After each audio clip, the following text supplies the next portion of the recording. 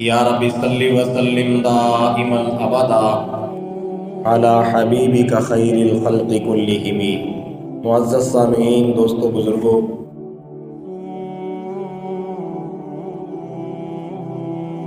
اللہ تبارک و تعالیٰ نے اس دنیا کے اندر اپنے خاص بندوں، محبوب بندوں کا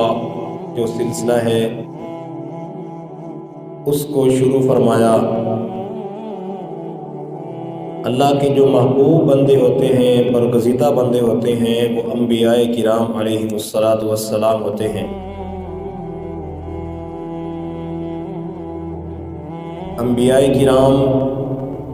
کائنات میں افضل ترین انسان ہوا کرتے ہیں، اور ان انبیاء کرام علیہم السلام کی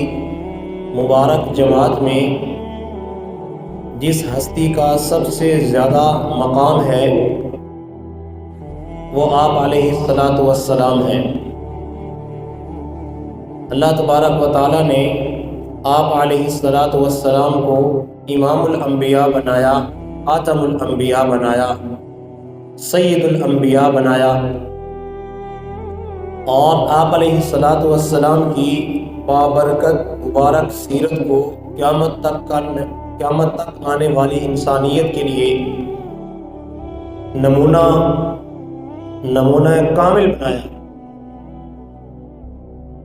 آپ علیہ السلام کی سیرت کے مختلف پہلو ہیں۔ آپ علیہ السلام کی سیرت کے ان مختلف پہلوؤں میں سے جو پہلو سب سے عیاں، سب سے نمایاں، سب سے منور، سب سے روشن نظر آتا ہے، وہ آپ علیہ السلام کے اخلاق کریمہ، اخلاق عظیمہ، اخلاق حسنہ ہیں۔ آپ علیہ السلام کو اللہ نے جو اخلاق عظیمہ کی نعمت سے نوازا تھا، آپ علیہ السلام کی جو یہ نعمت ہے، آپ علیہ السلام کی بابرکت صفت ہے اخلاق عظیمہ والی، اس اخلاق عظیمہ والی صفت کی برکت سے اللہ پاک نے اس عرب کے معاشرے کے سارے ماحول کو، اس جہالت کو، سارے نظام کو تبدیل کر دیا کہ عرب کے وہ لوگ جو جہالت کے اندر ڈوبے ہوئے تھے، بد اخلاقی کے اندر ڈوبے ہوئے تھے، بے حیائی کے اندر ڈوبے ہوئے تھے، قتل و غارت گری کا بازار ان کے اندر گرم تھا، لیکن اللہ کے نبی صلی اللہ علیہ وسلم نے جب ان کے اندر اپنے عظیم اخلاق کا بہترین نمونہ پیش فرمایا تو وہی عرب کے لوگ جو جہالت کے اندر ڈوبے ہوئے تھے وہ دنیا کے نقشے کو بدلنے والے بن گئے۔ کسی شاعر نے کیا خوب کہا کہ جو خود نتے راہ پر اوروں کے ہادی بن گئے، جو خود نتے راہ پر اوروں کے ہادی بن گئے، کیا نظر تھی کہ جس نے مردوں کو مسیحا کر دیا۔ کہ سارے نظام کو اللہ کے نبی صلی اللہ علیہ وسلم نے اپنے اخلاق عظیمہ کی برکت سے عرب کے سارے نظام کو تبدیل کر دیا۔ وہی لوگ تھے جو زمانہ جاہلیت میں ایک دوسرے کے خون کے پیاسے ہوا کرتے تھے، لیکن جب اللہ کے نبی صلی اللہ علیہ وسلم نے اپنے عظیم اخلاق کا نمونہ ان میں پیش فرمایا، اپنے عظیم اخلاق کی تربیت ان کو دی، اپنے عظیم اخلاق کی تعلیم ان کو دی، اللہ کے نبی صلی اللہ علیہ وسلم نے جب اپنے عظیم اخلاق کا نمونہ ان کے سامنے پیش کیا، پھر وہی عرب کے لوگ تھے۔ بڑا مشہور واقعہ ہے، میدان جنگ کے اندر ایک صحابی پانی کا پیالہ بھر کے اپنے بھائی کو ڈھونڈنے کے لیے، تلاش کرنے کے لیے جاتا ہے، آواز دیتا ہے، اس کے بھائی کو پانی کی ضرورت ہوتی ہے، وہ اپنے بھائی کے پاس پانی کا پیالہ لے کے جاتا ہے، جان کنی کا عالم ہے، موت کے مراحل بالکل سر پہ ہیں اور بالکل آخری لمحات ہیں، آخری لمحات میں پانی کا پیالہ ہے، اپنے بھائی کو دینے کے لیے پیش کیا، قریب سے پانی کی آواز آئی، اس بھائی نے خود نہیں پیا، دوسرے کی طرف اشارہ کر دیا، جب پانی کا پیالہ دوسرے کے پاس پہنچا تو تیسری جگہ سے آواز پانی کی آئی تو اس نے خود نہیں پیا، تیسرے کے پاس بھیج دیا۔ اب وہ جب تیسرے کے پاس پہنچا، دنیا سے اس کی رحلت ہو چکی تھی، واپس آیا، اس کی بھی رحلت اور اپنے بھائی کے پاس پہنچا تو وہ بھی دنیا سے کوچ کر چکا تھا۔ تو اللہ کے نبی صلی اللہ علیہ وسلم نے جب اپنے عظیم اخلاق کی تربیت ان کو کی عظیم اخلاق اللہ کے نبی صلی اللہ علیہ وسلم نے ان کو سکھائے تو پھر سارا کا سارا نظام تبدیل ہو گیا، اور اللہ کے نبی صلی اللہ علیہ وسلم کی اخلاق کی برکت سے عرب کی تقدیر سنور گئی۔ یہی وجہ ہے اللہ تبارک و تعالیٰ نے آپ علیہ الصلوۃ والسلام کے بارے میں یہ قرآن میں ارشاد فرمایا، انک لعلی خلق عظیم، اے میرے محبوب آپ اخلاق عظیمہ کے اعلیٰ درجے پر فائز ہیں۔ اعلیٰ درجہ جو اخلاق عظیمہ کا ہے، آپ اس اعلیٰ درجے پر فائز ہیں۔ آپ علیہ الصلوۃ والسلام کے اخلاق کریمہ کے واقعات سیرت کی کتابوں میں بڑی تعداد میں ملتے ہیں۔ ایک صحابی ہیں حضرت زید بن ثانہ رضی اللہ تعالی عنہ، یہ یہودی عالم تھے۔ آپ علیہ الصلوۃ والسلام نے آپ علیہ الصلوۃ والسلام کی نبوت کے بارے میں سنا تو وہ آپ علیہ الصلوۃ والسلام کی نبوت کی علامات نشانیاں تورات کے اندر پڑھ چکے تھے، اور کافی حد تک وہ یہ بات سمجھ چکے تھے کہ آپ علیہ الصلوۃ والسلام ہی امام الانبیاء ہیں، نبی آخر الزمان صلی اللہ علیہ وسلم ہیں۔ لیکن دو صفات مزید ایسی تھیں جو انہوں نے جس کا معائنہ اپنی آنکھوں سے نہیں کیا تھا۔ وہ کہتے ہیں کہ میں چاہتا تھا کہ وہ دو صفات جو میری نظر سے نہیں گزری، میں چاہتا تھا کہ میں اپنی آنکھوں سے ان کو دیکھ لوں، اپنی آنکھوں سے اس نظارے کو دیکھ لوں، تاکہ کامل طور پر جو تورات کے اندر نبی آخر الزمان صلی اللہ علیہ وسلم کی نشانیاں علامات ہیں ان کا میں کامل طور پر جو ہے معائنہ کر لوں۔ اور وہ جو صفات تھیں تورات کے اندر نبی علیہ الصلوۃ والسلام کی، کہ نبی آخر الزمان صلی اللہ علیہ وسلم کی یہ صفت ہوگی کہ ان کا تحمل ان کے غصے پر غالب ہوگا، اور دوسری صفت یہ کہ ان کا حلم بڑھتا جائے گا۔ جو کوئی برا سلوک کرے گا، نبی علیہ السلام کا حلم، بردباری، تحمل بڑھتا جائے گا۔ وہ صحابی کہتے ہیں کہ میں یہ دو صفات دیکھنا چاہتا تھا، چنانچہ نبی علیہ السلام نے مجھ سے قرض کے طور پہ کھجوریں لے لی۔ پھر ایک موقع پہ نبی علیہ الصلوۃ والسلام نماز جنازہ کے اندر شرکت فرماتے ہیں، بقیع الغرقد کے اندر ایک جنازے کے اندر شرکت فرمائی۔ آپ علیہ الصلوۃ والسلام کے ساتھ حضرت ابوبکر صدیق، حضرت عمر اور دیگر صحابہ ہیں۔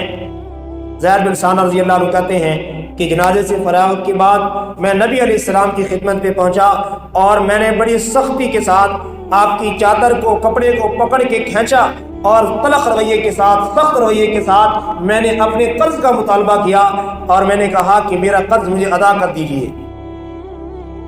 ہاتھ میں حضرت فاروق اعظم رضی اللہ تعالی عنہ تھے، ان کو بڑا غصہ آیا، بڑے جلال والے تھے۔ کہا کہ بدبخت، تیری اتنی جرأت، نبی علیہ الصلوۃ والسلام کے ساتھ یہ رویہ اختیار کرتا ہے، نبی علیہ الصلوۃ والسلام کے ساتھ بدتمیزی والا رویہ اختیار کرتا ہے۔ اگر نبی علیہ السلام مجھے اجازت دیں، نبی علیہ الصلوۃ والسلام اگر مجھے اجازت دے دیں تو میں تیری اس بدتمیزی کا، بدسلوکی کا جواب یوں دوں کہ تیری گردن تیرے تن سے جدا کر دوں، تیرا سر تیرے بدن سے الگ کر دوں۔ نبی علیہ الصلوۃ والسلام نے حضرت عمر کو نصیحت فرمائی کہ اے عمر، ان لصاحب الحق مقالہ، جو صاحب حق ہوتا ہے اس کو مطالبہ کرنے کا حق ہوا کرتا ہے۔ آپ نے حضرت عمر کو نصیحت فرمائی کہ اے عمر، تو مجھے کیوں نہیں کہتا کہ میں اپنا قرض ادا کر دوں،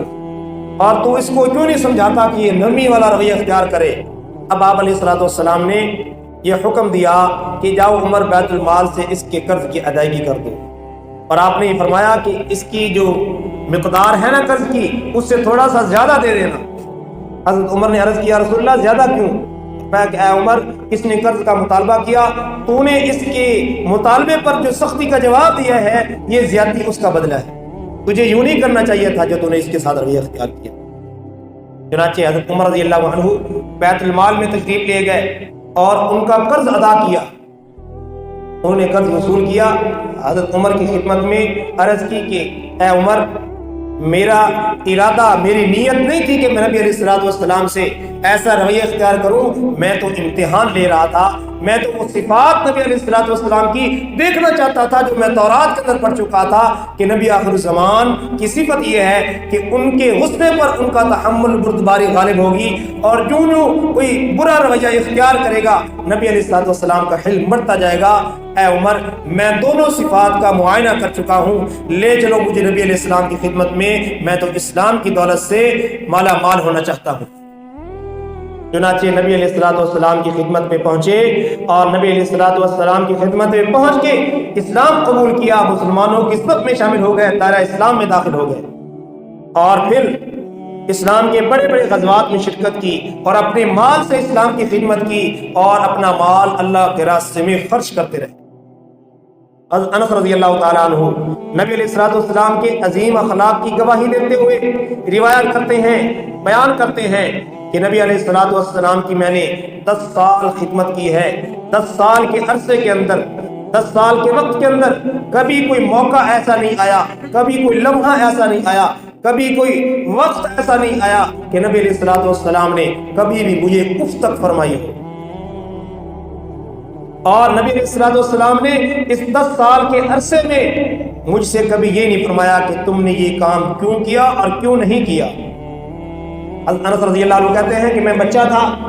ایک مرتبہ نبی علیہ السلام نے میرے ذمے کوئی کام لگایا، میری ڈیوٹی لگائی، اب میں بچہ تھا، میں راستے میں بچوں کے ساتھ کھیلنے لگ گیا، کافی دیر گزر گئی،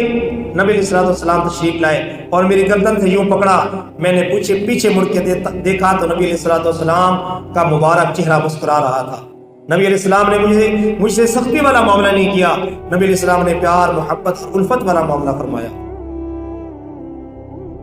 تو اللہ کے محبوب پیغمبر صلی اللہ علیہ وسلم کو عظیم اخلاق عطا کیے گئے، اخلاق عظیمہ کی دولت عطا کی گئی۔ آپ علیہ الصلوۃ والسلام کے اخلاق سے، آپ کے کردار سے، آپ کے اس رویے سے جو ہے کفار متاثر ہو جاتے اور دائرہ اسلام کے اندر داخل ہو جاتے۔ اللہ کے محبوب پیغمبر صلی اللہ علیہ وسلم کی یہ تعلیم ہے کہ تم میں سب سے بہتر وہ ہے جو اخلاق کے اعتبار سے سب سے اچھا ہے، جس کے اخلاق سب سے اچھے ہیں، تم میں سے سب سے وہی بہتر ہے جو اخلاق عظیمہ کی صفت جس کے اندر، اچھے اخلاق والی صفت جس کے اندر موجود ہے۔ اور اللہ کے محبوب پیغمبر صلی اللہ علیہ وسلم نے یہ بھی ارشاد فرمایا کہ کل قیامت کا دن ہوگا، قیامت کے دن میزان عمل کے اندر سب سے وزنی عمل جو ہے وہ اچھے اخلاق ہے، اچھے اخلاق والا عمل سب اعمال سے وزنی ہے۔ اور آپ علیہ الصلوۃ والسلام نے یہ ارشاد فرمایا کہ بد سلوکی، بد اخلاقی، تلخ رویے والے کو اللہ جو ہے پسند نہیں فرماتے، اللہ اس سے سخت ناراض ہو جاتے ہیں۔ اما عائشہ صدیقہ رضی اللہ تعالی عنہا کی خدمت میں صحابہ حاضر ہوئے، آپ کی سیرت کے متعلق سوال کیا، آپ کے اخلاق کے متعلق سوال کیا کہ اے اما جان، نبی علیہ الصلوۃ والسلام کے اخلاق کے بارے میں بتائیے۔ تو اما عائشہ صدیقہ رضی اللہ تعالی عنہا نے فرمایا، نبی علیہ السلام کے اخلاق پوچھنا چاہتے ہو، نبی علیہ الصلوۃ والسلام کی سیرت پوچھنا چاہتے ہو، کیا تم نے کبھی قرآن نہیں پڑھا؟ کان خلقہ القرآن، نبی علیہ الصلوۃ والسلام کے اخلاق اللہ کا قرآن ہے، یعنی قرآن کے اندر جو اخلاق اپنانے کا حکم دیا گیا ہے، جو اخلاق کی صفات بیان کی گئی ہیں، اگر کوئی دیکھنا چاہتا ہے تو اللہ کا قرآن دیکھے، جیسے اللہ کے قرآن میں ہے نبی علیہ الصلوۃ والسلام کا کردار اور عمل بھی ویسا ہے۔ انک لعلی خلق عظیم، اللہ کے محبوب پیغمبر اخلاق کے اعلیٰ درجے پر فائز ہیں۔ تو میرے بھائیو، یہ ربیع الاول کا مہینہ ہے، نبی علیہ الصلوۃ والسلام کی سیرت کا جو عظیم پہلو اچھے اخلاق کو اپنانا ہے، تو اس بابرکت مہینے کے ذریعے سے، وساطت سے ہمیں چاہیے کہ ہم نبی علیہ الصلوۃ والسلام کے اخلاق کو اپنانے کی کوشش کریں، نبی علیہ الصلوۃ والسلام کے کردار کو اپنانے کی کوشش کریں، نبی علیہ الصلوۃ والسلام کے زندگی کے تمام معاملات میں ہم آپ علیہ الصلوۃ والسلام کی سیرت کو اپنانے کی کوشش کریں۔ اللہ رب العزت سے دعا ہے اللہ پاک ہم سب کو سمجھنے کی اور عمل کی توفیق عطا فرمائیں۔ وآخر دعوانا الحمدللہ رب العالمین۔